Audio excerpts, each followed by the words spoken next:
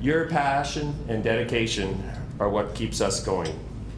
Most of you know that bioenergy has been a difficult and challenging career choice.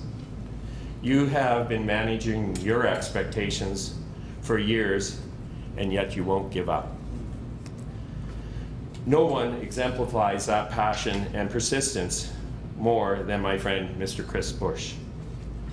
We have known each other for 10 years. When we first met over a coffee in Abbotsford, and he shared his idea and vision about building an anaerobic digester in the Sumas Prairie area close to Yarrow. No one had done it in BC, and so the rules and regulations weren't even defined, let alone understood. That did not stop him or deter him. He persisted for a long time.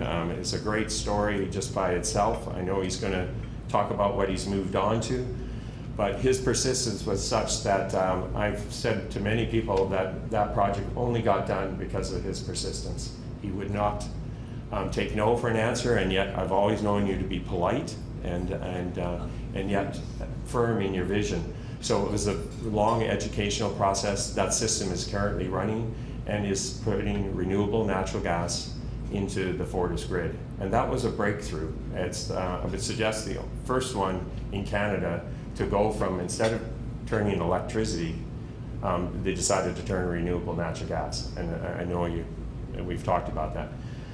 In doing these things, he has also become, I think, an expert on holistic world management. How do we manage our energy, our food, our water, our land sources, our resources, and our society, I guess, for the betterment of man.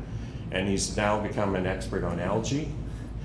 And I know if you want to know more about Chris, I would recommend you go to the YouTube site. Most of you have heard of TED Talks. He has a great TED Talk that was recently recorded, and it's a great honor and a privilege to introduce you, and thank you for being our lead-off speaker. Thank you, Chris.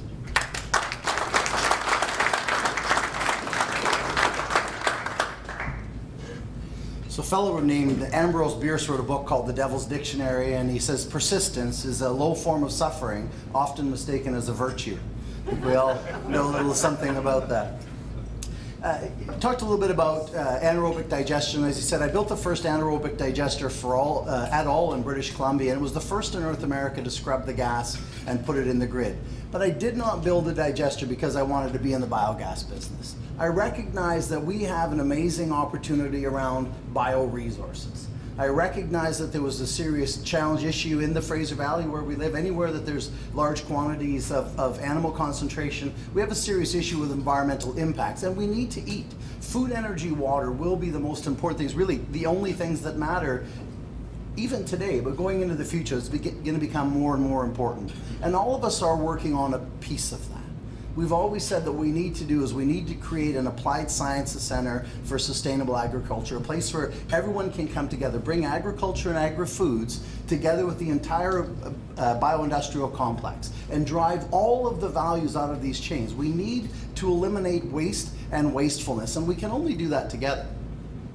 So a lot of the talk today, the other speakers are going to reference the billion-ton challenge. A report came out of America about woody biomass, all the different options for doing things. I'm going to talk to you today about the other biomass, the other feedstocks. The thing that we chose to work with is, it's a little different.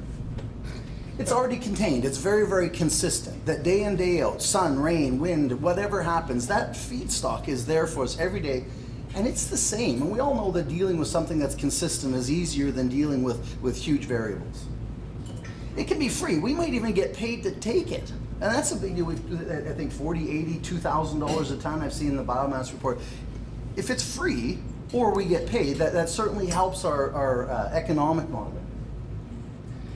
No one looks at it romantically at all. No one walks through a forest, it's really nice, we enjoy it. Not our stuff. Nobody wants to eat it, all right? The food versus fuel debate, we've had all of that. If it's used for energy production, we use it to create energy, and we've still got it. We've cleaned up the water, the soil, the air, we've created options to alleviate environmental impact, and we can sell a product that we maybe got paid to take. This is also very good from the economic point of view. There's environmental regulations that are going to force the producers of this feedstock to do something different. It again will change the economic model, because if a farmer is facing a $2 million lawsuit for polluting an aquifer versus spending $1 million, say, for something that will pay back 100-fold over the years, it's an entirely different conversation. We make everyone around us better. Again, clean up the air, clean up the soil, clean up the water, produce food. So what is it? I could have put a lot of different pictures, but poultry manure and hog manure don't have the same identifiability that our friend there does. So our solution advantage, and I certainly don't want to discourage anybody. We're now 10 years into our 5-year plan. We're $1 million backwards on my own budget. More than $2.5 million of other people's money have gone into developing these solutions. We started with a very mature technology. Our core technology started at the beginning of time. It happens naturally. It's going on everywhere already. Our treatment, we make energy, but we make food and water at the same time. We build our solution at the feedstock source. We choose the bulkiest. We will build our facilities at either dairy or hog farms, because that's where most of the materials, the stuff that's really wet that you can't afford to drive around. There's no chance of all of our feedstock disappearing. There's no chance of there being a fight for it, because again, after we've used it to do what we do, it's better, it's more desirable. There's more than 12,000 industrial scale installations of its kind. When I started 10 years ago, there's about 9,000 on the planet.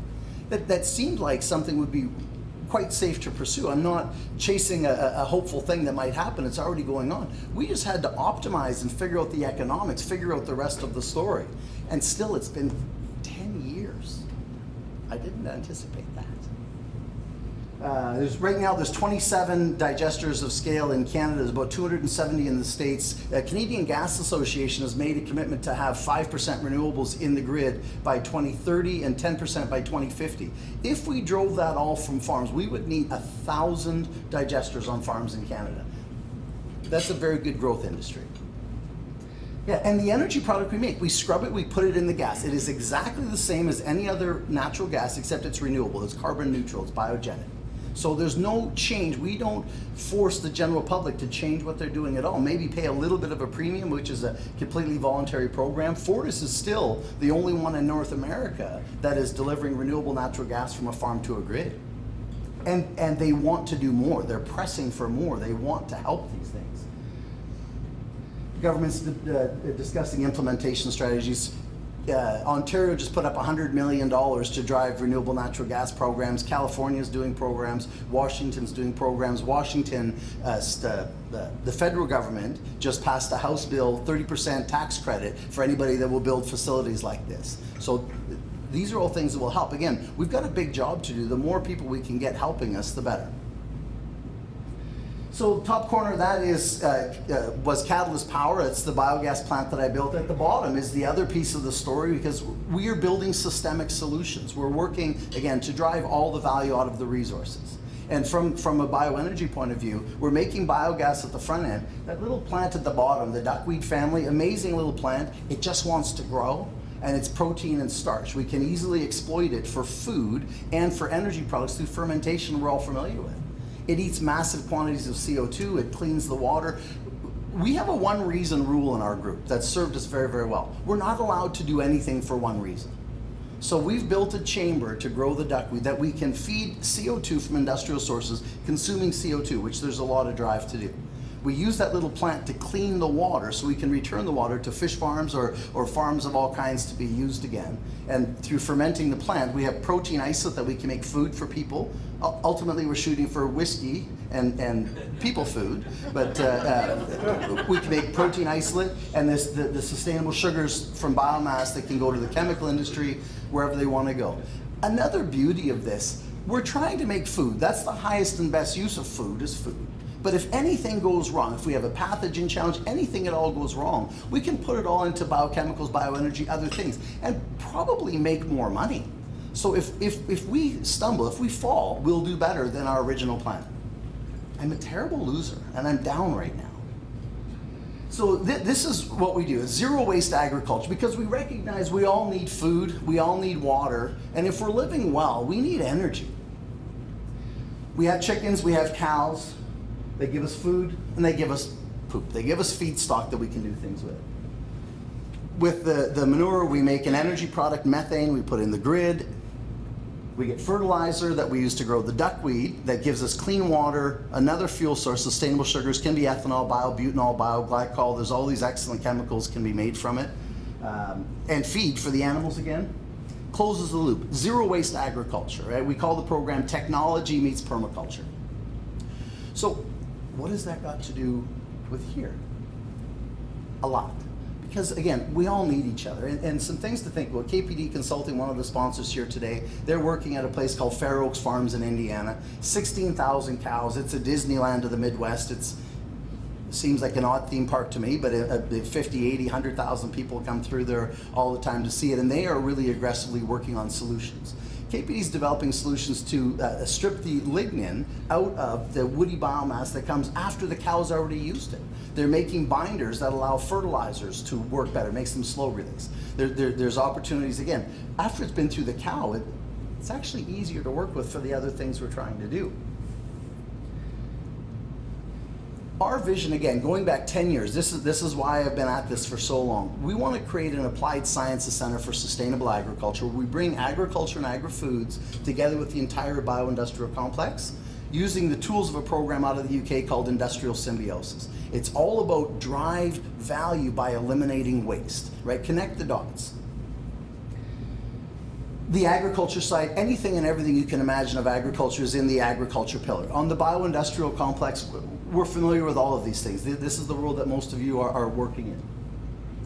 The industrial symbiosis pillar will have a fast prototyping center, we'll have pilot scale technology, we'll have business incubators and accelerators. All of these things are happening all around the province, but in very distributed, piecemeal, frankly dysfunctional manner.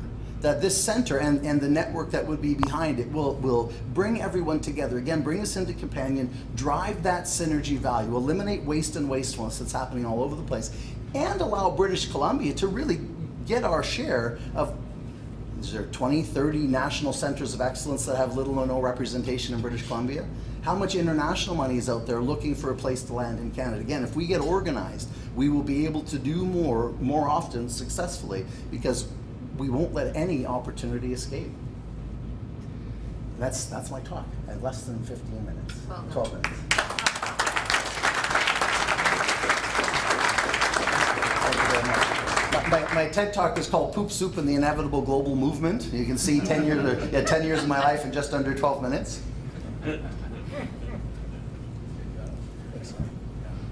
Chris, we do have a gift of appreciation here. I'm just trying to select what is the right brand for you. I think frog. I think the word frog's on it. Yeah. Oh, you've already made that selection for me. And so the jury has agreed Dead Frog beer for you.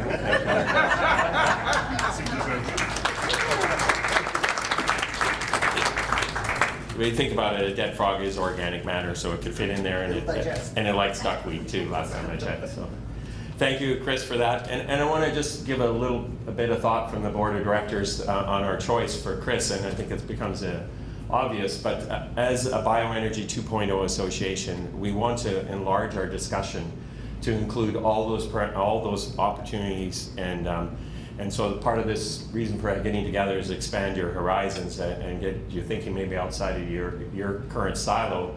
But we've always felt right from day one that we were agriculture, municipal, and forestry, and that those three components needed to be explored and understood and given equal time. And so thank you for explaining what's going on in agriculture in the Fraser Valley.